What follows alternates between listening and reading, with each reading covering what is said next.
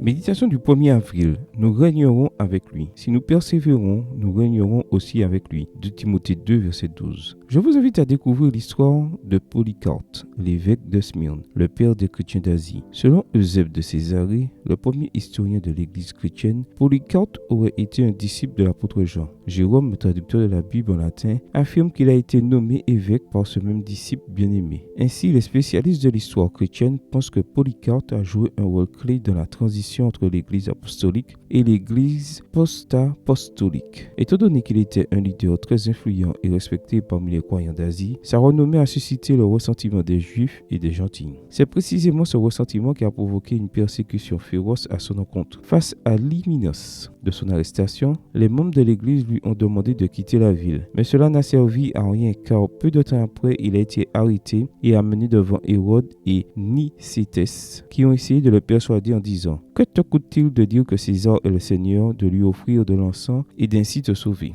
Puis, déjà dans le stade où il devait être sacrifié, le proconsul a insisté. « Jure et je te rends la liberté, insulte le Christ. » La réponse de Polycarpe est immortalisée pour la postérité. Voilà 86 ans que je le sers. Et jamais il ne m'a jamais fait aucun mal. Pourquoi donc blasphémerais-je contre mon roi et mon sauveur? Peu après, il a été brûlé vif. À une époque pleine d'intolérance à l'égard des chrétiens, cet humble vieillard se considérait digne de souffrir l'opprobre à cause du Christ, car il comprenait que le Christ ne l'avait jamais déçu et que sa propre mort serait un moment opportun pour continuer à vivre la fidélité de Dieu. Beaucoup d'entre nous veulent emprunter le chemin du christianisme, sans encombre, sans douleur, sans conflit, sans rien qui exige de sacrifice. Ce qui est cependant certain, c'est que nous serons co-héritiers de Dieu et du Christ. Si toutefois nous souffrons avec lui, afin d'être aussi glorifiés avec lui. Romains 8, verset 17. Polycarpe savait qu'il n'y avait pas de gloire sans souffrance, qu'il n'y avait pas d'héritage sans douleur, et qu'il n'y avait pas de victoire sans renoncement. Et nous pouvons ne pas être persécutés comme Polycarpe.